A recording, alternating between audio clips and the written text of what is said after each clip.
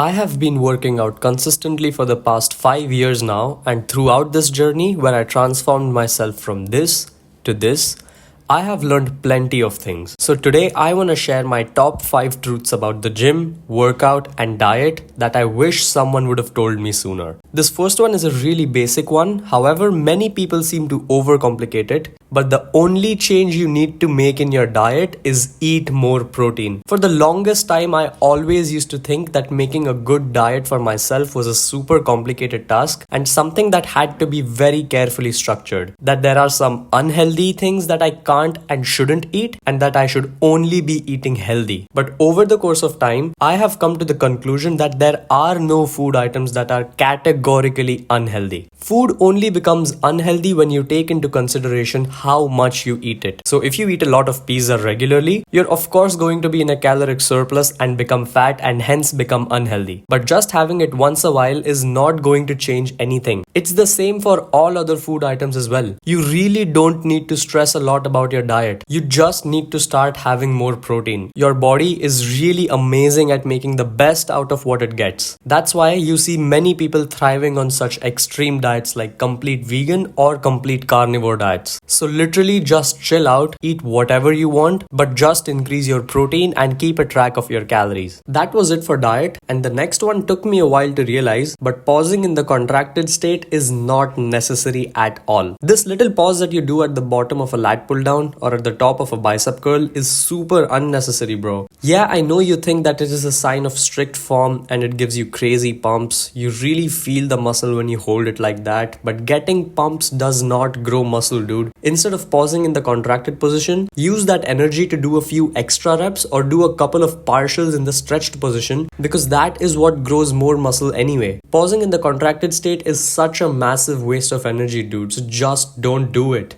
The next point is sort of an extension of the previous point, but mind-muscle connection is totally overrated, especially for beginners. Yes, even I used to think that feeling the muscle is more important than lifting more weight, but I would argue that's false. You see, when you focus on getting a better mind-muscle connection, you often end up using lighter loads and training only to mild discomfort under the excuse of mind-muscle connection. You need to feel the muscle to grow the muscle. To be frank, that's complete bullshit, bro. As long as your form is relatively strict, you're all good to go. It doesn't matter if you feel the muscle or not. In squats, you're always going to end up activating your quads and glutes even if you don't really feel the muscle contracting on every rep. You are always going to activate your lats in lat pull downs or pull ups even though you don't feel your lats pinching. So just focus on lifting heavier over time with good enough form. Up next is something that I've recently learned myself, that slow eccentrics are not necessary, but controlled reps are. There is a difference between slow eccentrics and controlled eccentrics. For your reps to be controlled, they don't necessarily need to have 4 to 5 second long eccentrics. That's just a waste of time and energy that you could rather use to do more reps or lengthened partials. As long as the weight is not moving your body, your reps can be considered as controlled. Now, of course, the slower your eccentrics, the more controlled your reps are, but you're not getting anything extra by spending more time in that lowering phase of the movement. So just make sure your reps are controlled. They don't necessarily need to be slow. Now, this last one might get me into a bit of heat, but in my opinion, most gym trainers have no clue what they're doing. Yes, I said it. I've literally heard gym trainers telling their clients to stop having salt to lose fat. And this is just one instance I'm telling you off the top of my head, and there are so many more. The standards of becoming a gym trainer these days is so low that even people without a proper formal education in fitness can start training people with just some 4-week online fitness coaching course. Just have a look at all the fitness coaches at your gym once. Most of them aren't even close to the shape you want to be in. So how could they possibly guide you in the right direction? I'm not saying all gym coaches are bad. There definitely are some good ones out there. But from my personal 5-year gym experience, most of them are just straight up stupid. And one bonus point for all those of you who stuck till the end: